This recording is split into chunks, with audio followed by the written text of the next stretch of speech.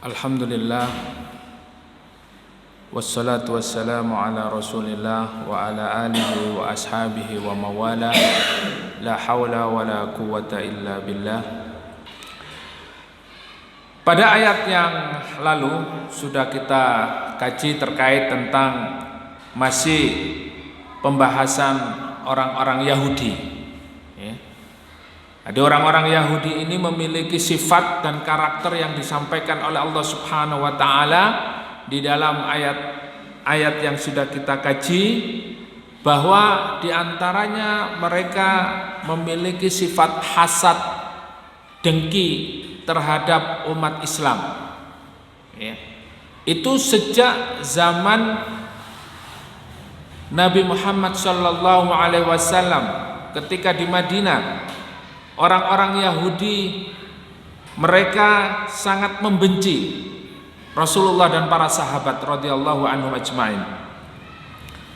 Ini disebutkan oleh Allah di dalam surat Al-Baqarah ayat 109, dan ini sudah kita kaji, bahwa mereka memiliki sifat dan karakter sangat dengki. Disebutkan di dalam ayat ini hasadan min indi anfusihim min ba'di ma tabayyana lahul haq, yaitu mereka apa? Hasad. Hasad itu definisinya, pengertiannya adalah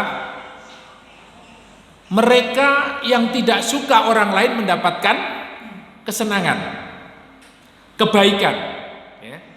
Jadi kalau orang itu melihat temannya, saudaranya, atau orang lain mendapatkan kebaikan atau mendapatkan keuntungan, mendapatkan sesuatu yang menurut mereka itu mestinya dia yang dapat, mestinya yang beruntung, tetapi orang lain yang mendapatkan kondisi seperti itu mereka tidak suka.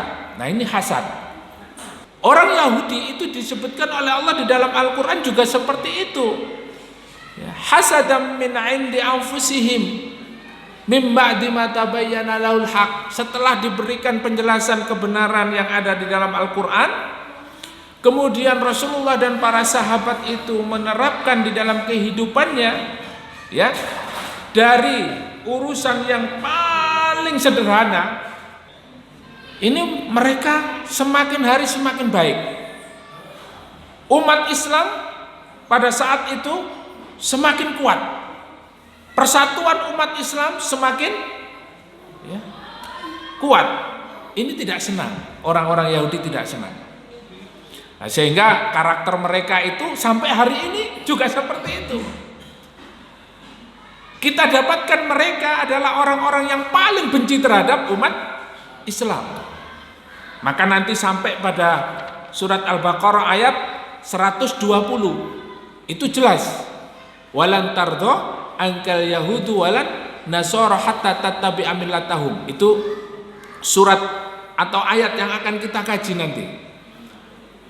Maka hari ini pun kita akan mendapatkan bagaimana orang-orang Yahudi itu mereka sangat benci terhadap umat Islam, karena umat Islam ini adalah umat pengikut Rasulullah Muhammad sallallahu alaihi wasallam yang dijamin oleh Allah Subhanahu wa taala dengan surga. Di dalam surat Al-Baqarah hari ini kita sampai pada ayat 116. Taib, walillahil masyriq wal maghrib fa aynama tuwallu fa thamma wajhullah innallaha wasi'un alim. Ini ayat 15 terlebih dahulu, bahwasanya milik Allah lah timur dan barat itu, fa aynama tuwallu fa thamma wajhullah. Dimanapun kalian itu menghadap, di situ ada Allah Subhanahu wa taala. Innallaha wasi'un alim. Sesungguhnya Allah Maha luas dan Maha mengetahui. Ini adalah terkait dengan bahwa ketika itu Rasulullah sallallahu alaihi wasallam hijrah di Madinah, beliau masih kurang lebih 17 bulan sholat menghadap mana? Baitul Maqdis. Jadi sholatnya masih menghadap ke Palestina. Maka turun ayat ini adalah untuk memberikan ketenangan kepada Rasulullah Shallallahu Alaihi Wasallam, karena pada saat mereka orang-orang Yahudi mengetahui Nabi Muhammad Shallallahu Alaihi Wasallam dan para sahabat itu sholat menghadap Baitul Maqdis, mereka senang. Ini sama ini kayak Yahudi, podo sampai Yahudi, ya. Jadi manhaj kita sama, manhajnya sama, satu manhaj, satu aliran, dan agamanya sama. Berarti Yahudi dan Islam itu sama, nggak ada bedanya, sama-sama menghadap Baitul Maqdis. Tetapi Rasulullah gelisah. Rasulullah ketika menghadap Baitul Maqdis itu beliau lebih sering menghadap ke langit, menengadahkan tangannya, kemudian menghadapkan wajahnya ke langit, ya. Karena Rasulullah Shallallahu Alaihi Wasallam lebih mencintai Baitul Atiq, yaitu Ka'bah, rumah yang dibangun oleh Nabi Ibrahim alaihissalam di Ka'bah. Rumah, ya, yang menjadi kiblatnya Rasulullah sangat senang, ya, tapi di dalam hati Rasulullah itu, di dalam hatinya beliau sangat condong kepada Masjidil Haram, sangat condong ke Ka'bah. Kemudian akhirnya Allah Subhanahu wa taala mengabulkan keinginan Rasulullah itu, yaitu akhirnya sholatnya, ya. Maka ayat yang menghapuskan ayat yang berikutnya itu, yang paling pertama menurut para ulama adalah tentang arah kiblat, ya. Jadi yang tadinya itu sholat menghadap Baitul Maqdis, ya, menghadap Masjidil Aqsa, maka diperintahkan oleh Allah merubah kiblatnya ke Ka'bah. Nah, inilah makna ayat ini, ayat 115. Kemudian berikutnya adalah waqalu ittakhadallahu waladan subhana. Ini orang Yahudi. Mereka melihat, loh, tadinya sama sholatnya menghadap Baitul Maqdis, Masjidil Aqsa. Lah sekarang ini kok merubah kiblatnya?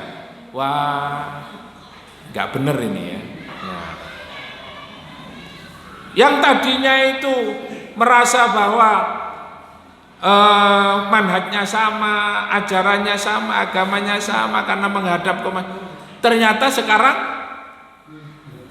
ada kedengkian lagi. Berarti ini beda ini. Apalagi Nabi Muhammad SAW di dalam Taurat itu adalah nabi terakhir sebagai penutup para nabi dari kalangan bangsa Arab. Mereka sudah tidak terima. Mereka merubah kiblatnya. Akhirnya apa? Kedengkiannya semakin menjadi-jadi kepada kaum muslimin. Dan tidak masuk akal mereka akhirnya mengadang-adakan sesuatu yang tidak benar tentang Allah Subhanahu wa taala. Mereka mengatakan waqalu takhadallahu walada. Ini yang paling mengerikan dan sampai hari ini dijadikan apa? Dijadikan sebagai pemantik konflik di antara orang umat beragama. Ini masalah dijadikan sebagai pemantik, ya, permasalahan atau konflik di antara umat beragama, antara Islam, Yahudi dan Kristen, Nasrani. Mereka mengatakan waqalu ittakhadallahu walada, yaitu mereka ittakhadallahu walada, bahwa Mereka mengatakan Allah itu mengambil seorang anak. Subhanah, dijawab oleh Allah Subhanahu wa taala, Maha suci Allah. Tidaklah seperti itu. Tidak seperti apa yang mereka katakan. Secara logika, Bapak Ibu yang dimuliakan oleh Allah, kalau Allah itu mengambil anak, berarti ada dua Tuhan. Ya. Kalau Allah mengambil anak, berarti Allah itu sebagai apa? Bapak. Maka Allah tidak sempurna.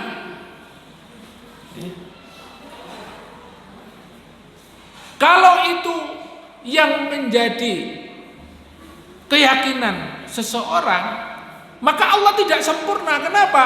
Kalau Allah menjadi bapak dan Allah itu punya anak, maka sebagai seorang anak tentu kekuasaannya diwariskan, atau anak itu mewarisi kekuasaan dari seorang bapak.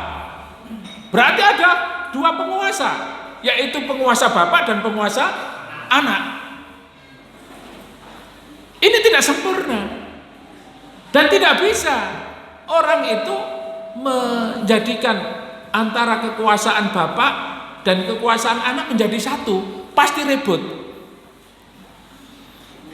Nah, kalau itu terjadi, berarti bapak dan anak ini memiliki dua kekuasaan, maka orang yang mengakui ada Tuhan bapak dan Tuhan anak berarti apa?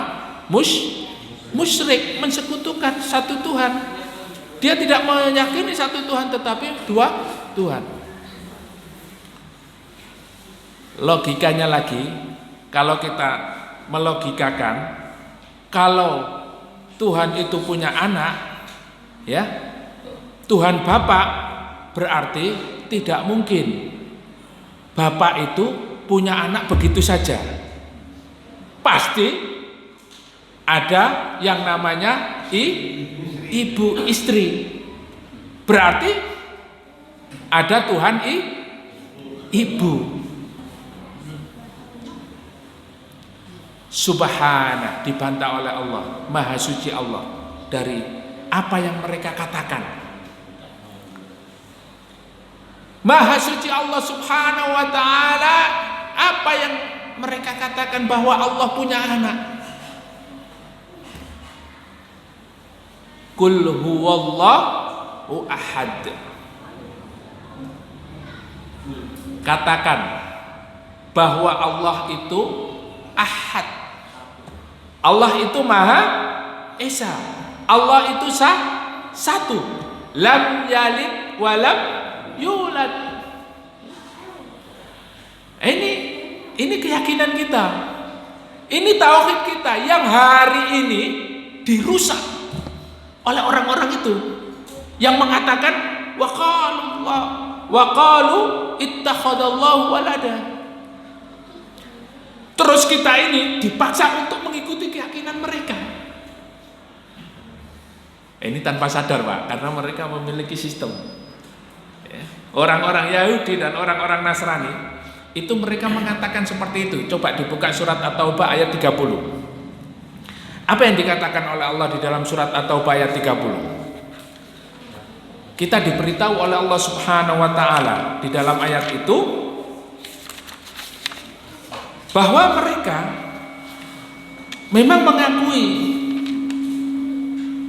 Allah itu mengambil seorang anak. Di dalam ayat itu dikatakan, Allah berfirman, a'udzubillahi samii'il 'aliim minasyaitonir rajim, wa qalatil yahudu Uzairun ibnullah wa qalatin nasara Al-Masih ibnullah, dzalika qauluhum bi afwahihim yudahi'una qawla alladziina kafaru min qabl qatalahumullahu anna yufakun. Jahatnya mereka itu, Pak. Mereka berkata, wa qalatil yahudu. Siapa yang berkata? Orang-orang Yahudi. Uzairun ibnullah. Uzair itu adalah anak Allah. Ya. Bapak Ibu kenal Uzair? Disebutkan para ulama memasukkannya sebagai seorang nabi. Ada yang mengatakan beliau ini adalah orang yang soleh. Ya. Dakhala qaryatin afsaduha. Ya, suatu hari Uzair ini masuk ke dalam satu kota, yang kota itu sama sekali tidak ada penduduknya mati semuanya. Bangunan-bangunan rumah yang ada di kota itu rusak, hancur. Dan kemudian beliau mengatakan, apakah mungkin Allah mengembalikan semuanya ini? Maka Allah menjawab dengan apa? Fa'amatallahu mi'ata amin. Allah mematikan Uzair ini berapa tahun? 100 tahun. Dijawab oleh Allah Subhanahu wa taala, setelah 100 tahun Allah hidupkan lagi Uzair. Kalau mati itu kan sudah tidak bisa hidup lagi ya Pak ya. Tapi Allah buktikan bahwa apa yang dikatakan oleh Uzair ini dibuktikan oleh Allah Subhanahu wa taala bahwa Allah bisa menghidupkan. Ketika beliau bangun, orang sudah pada ramai. Ya. Ramai orang kayak di Kupang ini ya. Rumahnya sudah banyak ya. Sudah terbangun semuanya dan sudah berdesak-desakan seperti kampung sini ya. Ruame ya. Ada pasar, ada ya. Nah, kemudian Uzair berkata kepada orang-orang yang ada di sekitar, saya Uzair ya. Tidak ada yang percaya. Kenapa? Uzair sudah mati dulu ya, nggak ada. Sudah nggak ada percaya. Kemudian kalau kamu tidak percaya, saya buktikan bahwa saya Uzair. Beliau bisa apa? Bisa menyembuhkan penyakit kulit. Siapa yang memiliki penyakit kulit ketika dipegang tangannya sama Uzair sembuh. Kemudian orang yang buta diusap matanya sama beliau langsung bisa melihat. Ya. Penyakit apapun bisa disembuhkan oleh Uzair. Kemudian orang-orang berkata, wah ini bukan sembarangan, ini anak Tuhan. Maka mereka mengatakan, waqalatil yahudu Uzair ibnullah. Orang Yahudi berkata, Uzair ini adalah anak Allah, bukan orang sembarangan ini.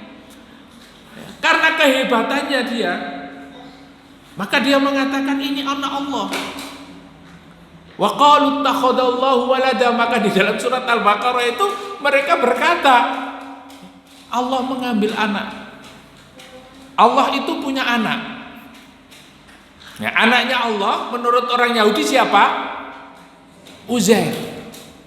Wa qalatin nasara, di dalam ayat surat At-Taubah ini juga dilanjutkan, wa qalatin nasara al-masih ibnullah.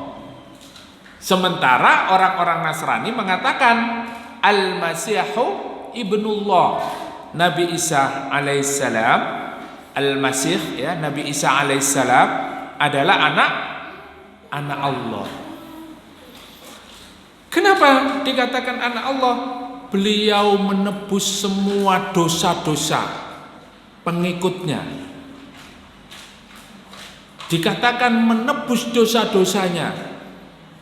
Jadi dosa-dosa pengikut orang-orang Nasrani itu, mereka ditebus semuanya oleh Nabi Isa alaihissalam.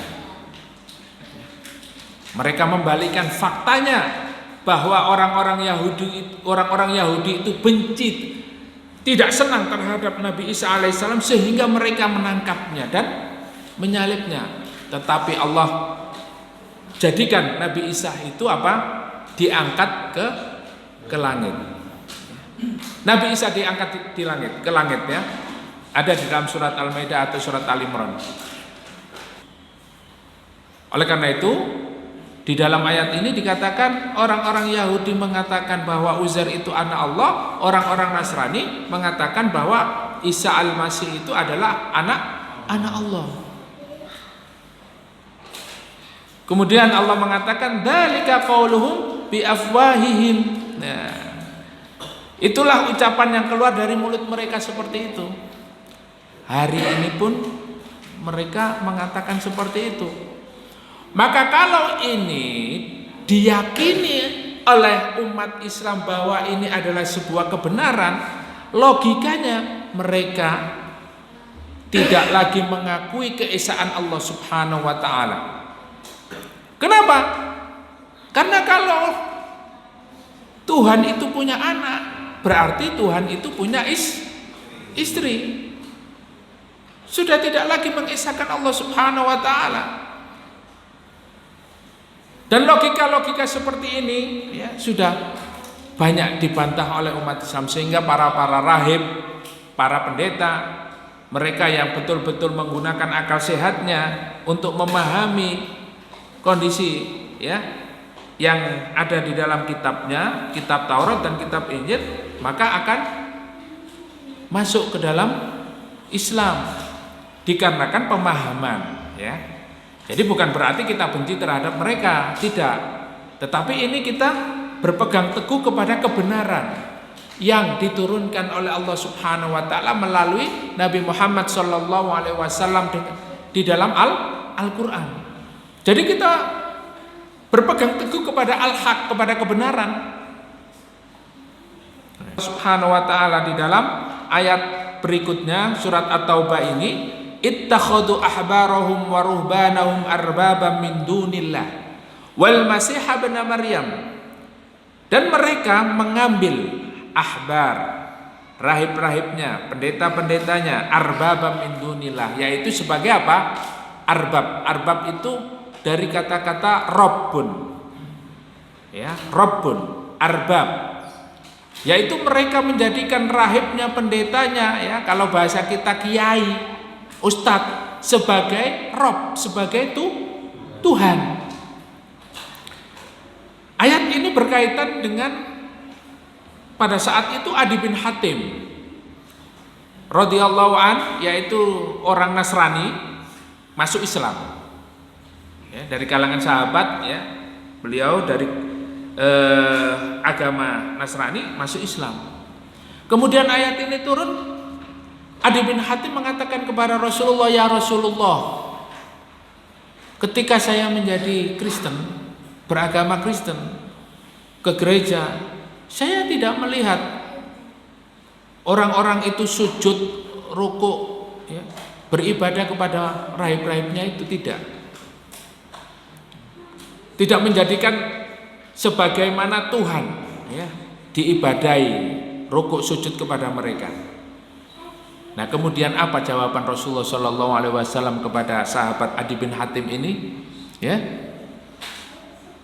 apakah kamu tidak melihat bahwa pendeta dan rahib-rahib itu yuharrimuna ma ahallallah wa yuhilluna ma harramallah wa tilka ibadatuhum.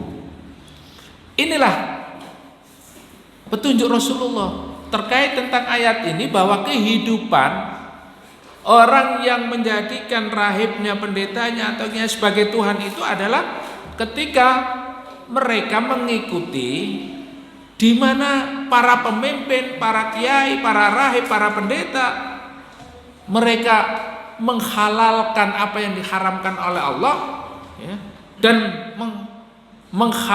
mengharamkan apa yang dihalalkan oleh Allah dan menghalalkan apa yang diharamkan oleh Allah, dan mereka ikuti. Itulah ibadah mereka. Secara tidak langsung mereka menjadikan Rob ya. Lah, ketika kita dibodohi, ketika tidak faham tentang agama ini, maka kita bisa disesatkan oleh orang-orang Yahudi. Wa qalu ittakhadallahu walada, subhana, Allah menjawab langsung, maha suci Allah Subhanahu wa taala dari apa yang mereka lakukan. Mereka menjadikan Allah Subhanahu wa taala itu ya sebagai celaan dan hinaan. Mereka secara tidak langsung merendahkan Allah Subhanahu wa taala. Kekuasaan Allah Subhanahu wa taala tidak mutlak karena apa? Ada Tuhan anak. Nah, inilah yang harus kita pahami, bahwa mereka itu ingin menyesatkan kita. Maka ayat ini, Bapak Ibu yang dimuliakan oleh Allah, sebagai penenang bagi Rasulullah Shallallahu Alaihi Wasallam. Kenapa? Karena orang-orang dahulu itu juga mengatakan seperti itu. Ballahu ma fis samawati wal ard kullun lahu qanitun. Akan tetapi apa yang ada di langit dan di bumi milik Allah Subhanahu wa taala. Apa yang ada di langit dan ada yang di bumi ini adalah milik Allah Subhanahu wa taala, bukan milik Tuhan anak. Tidak ada Tuhan anak, tidak ada Tuhan bapak, apalagi Tuhan ibu. Subhanahu amma yusyrikun. Maha suci Allah dari apa yang mereka lakukan, mensekutukan Allah. Makanya Bapak Ibu yang dimuliakan oleh Allah, saya mengingatkan kepada diri saya khususnya dan kepada jamaah, mari kita memperdalami ilmu tauhid. Karena apa? Ilmu tauhid ini adalah satu-satunya ilmu yang akan bisa menyelamatkan kita di dunia dan di akhirat.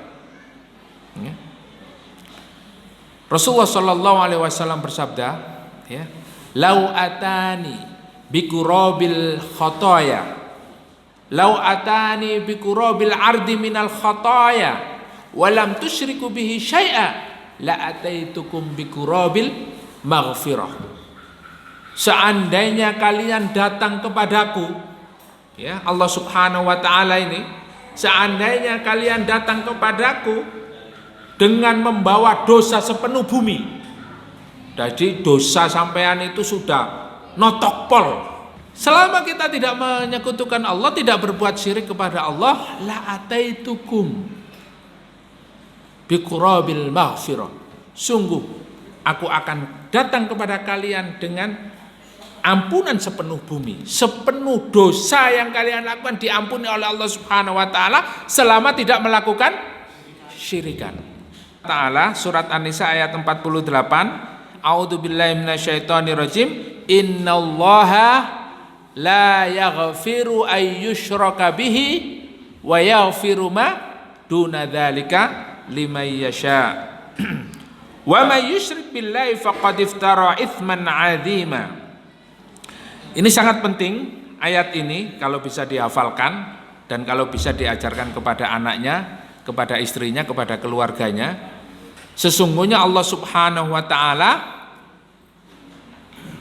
la yaghfiru, tidak mengampuni, ya, tidak mengampuni. Pakai la, ya. Ini satu kekhususan, ya. La yaghfiru ay yushraka bihi. Siapa saja yang berbuat syirik, mensekutukan Allah Subhanahu wa taala. Jadi kalau ada orang yang mensekutukan Allah Subhanahu wa taala, pasti tidak diampuni oleh Allah. Wa yaghfiru ma duna dzalika, dan Allah mengampuni dosa selain syirik. Nah ini, jadi di dalam khutbah Jumat itu besok khotib itu pasti menyampaikan ayat wala tamutunna illa wa antum muslimun. Ya, janganlah kalian mati kecuali dalam keadaan menjadi seorang musliman. Ya. Jangan sampai menjadi orang musyrik. Nah. Jadi Allah mengampuni dosa selain syirik. Kalau sudah mensekutukan Allah, maka Allah sudah tidak mengampuni lagi. Inilah kalau kita melihat kisah dalam sejarah, siapa sih yang menopang dakwah Rasulullah Shallallahu Alaihi Wasallam selain daripada istri beliau Khadijatul Kubra. Ya, Rasulullah ini ketika di Makkah beliau berdakwah menghadapi tantangan yang luar biasa. Yang menghalang-halangi dakwahnya ini siapa? Paman-pamannya sendiri. Yang menghalangi dakwahnya ini siapa? Raja-raja di Mekah. Para pembesar, orang-orang Quraisy, orang-orang kaya, orang-orang terhormat. Dan mereka berkumpul tiap hari, tiap malam, setiap waktu untuk apa? Untuk menghentikan dakwah Rasulullah Shallallahu Alaihi Wasallam. Dan Rasulullah ketika dakwah itu dikuatkan, ditopang oleh siapa? Oleh istri beliau, yaitu Khadijatul Kubra. Istri, ya, kalau ditanya istri-istrinya siapa yang paling kamu cintai ya Rasulullah? Khadijah. Ya. Kalau sudah begitu cemburu semua, Pak. Istri-istrinya Rasulullah, ya, istri-istrinya. Kalau jadikan kan istri aja. Ya. Dan beliau memiliki anak hanya dari istri beliau Khadijah radhiyallahu anha. Seorang istri yang pertama kali beriman kepada Allah ketika Rasulullah membawa risalah ini, istri yang selalu mendukung, menopang perjuangannya, menopang dakwahnya. Dan yang kedua adalah pamannya beliau, yaitu Abu Thalib. Nah, bedanya apa Abu Thalib dengan Khadijah? Kalau Khadijah radhiyallahu anha istri Rasulullah ini beriman kepada Allah. Sementara Abu Thalib paman beliau yang dari kecil beliau itu yang mengasuh Rasulullah dari usia berapa tahun ketika Rasulullah meninggal ketika Rasulullah Shallallahu Alaihi Wasallam meninggal ibundanya Aminah. Beliau kemudian pengasuhannya, ya, setelah dikembalikan oleh Halimatus Sa'diyah kepada keluarga, diasuh dan dididik oleh pamannya Abu Thalib. Diajak berdagang kemana, sampai akhirnya wahyu itu datang kepada Rasulullah. Hanya Abu Thalib yang bisa menyelesaikan, melindungi Rasulullah dari apa? Ancaman pembunuhan, penyiksaan. Nah, setelah Khadijah istri Rasulullah meninggal, kemudian pamannya Abu Thalib meninggal, itu dikenal dengan Amul Khuzni, yaitu tahun kesedihan. Nah, kita kembali kepada pamannya Abu Thalib. Abu Thalib ini meskipun beliau adalah orang yang mendukung Rasulullah di dalam berdakwah, melindungi ketika Rasulullah akan dibunuh oleh orang-orang Quraisy, rencana-rencana jahat yang digagalkan oleh Abu Thalib untuk menghalau dakwah Rasulullah Shallallahu Alaihi Wasallam. Tetapi ketika beliau meninggal dunia, beliau didatangi oleh tokoh-tokoh Quraisy. Dan saat meninggal dunia Rasulullah mengatakan, ya ammi kul la ilaha illallah kalimatun ahajja bika indallah. Wahai pamanku, katakanlah kalimat la ilaha illallah, kalimat yang dengannya menjadi hujjah di hadapan Allah Subhanahu wa taala. Sebagaimana Rasulullah bersabda, man akhiru kalamihi la ilaha illallah dakhalal jannah. Barang siapa yang akhir hidupnya itu ditutup dengan kalimat la ilaha illallah, maka dia dijamin oleh Allah masuk surga. Ya. Tapi apa? Abu Thalib tidak bisa menjawab. Ya. Abu Thalib mengatakan, aku tidak bisa meninggalkan ajaran nenek moyang. Abu Thalib akhirnya meninggal dunia dalam keadaan keyakinannya sebagai seorang kafir. Nah, oleh karena itu Di dalam surat Al-Maidah dijelaskan, lu'inal ladzina kafaru min bani Israila ala lisani Dawud wa Isa bin Maryam. Mereka itu dilaknat oleh Allah, ya. Allah melaknat mereka, manusia melaknat mereka, bahkan di akhir zaman seluruh apa yang ada di muka bumi ini melaknat orang Yahudi. Hadza yahudiyun uktuluhu. Ini orang Yahudi, sembunyi di pohon, pohonnya ngomong, wahai umat Islam, ini orang Yahudi, bunuhlah mereka. Sembunyi di batu, di gunung, mereka semua ngomong, wahai umat Islam, hadza yahudiyun uktuluhu. Ini wahai umat Islam, ini Yahudi sembunyi di situ, di bawah kursi. Kursinya ngomong, wahai umat Islam, ini Yahudi di bawah saya ini, bunuhlah dia. Ya. Allah melaknat mereka, seluruh makhluk melaknat mereka. Illa sajaratu gharqad, kecuali pohon gharqad yang hari ini diyakini oleh mereka menyelamatkan mereka di akhir zaman. Jadi mereka itu yakin dengan hadis ini, sehingga mereka itu apa? Menanam pohon gharqad besar-besaran. Dan tidaklah Dajjal itu muncul kecuali di daerah sana itu, di daerah orang Yahudi itu hijau, ya. Kalau sudah hijau, pohon gharqadnya sudah siap, Dajjalnya muncul, Pak. Nah, Bapak Ibu yang dimuliakan oleh Allah, itulah orang-orang Yahudi yang mereka itu menjadikan umat Islam ini nanti sebisa mungkin dengan cara mereka murtad dari agamanya, karena mereka hasad terhadap umat Islam. Tetapi apa? Allah mengatakan kullul lahu qanitun, semua makhluk yang ada di muka bumi, di langit dan di bumi ini, kullul lahu qanitun, mereka semuanya apa? Qanitun, ya, dari kata-kata qunut. Qunut itu ya taat kepada Allah. Qanitun, mereka tunduk dan patuh kepada Allah Subhanahu wa taala. Badi'us samawati wal ard wa idza qada amran fa inna ma yaqulu lahu kun fayakun, ya. Kemudian terakhir Allah mengatakan bahwa Allah penciptaan langit dan bumi, apabila Allah berkehendak menetapkan sesuatu, maka Allah hanya berkata apa? Yakunu lahu kun fayakun, ya. Jadilah maka jadi. Inilah yang tidak difahami oleh orang-orang Yahudi dan Nasrani, sehingga Allah mengatakan inna mathala Isa kamathali Adam khalaqahu min turab.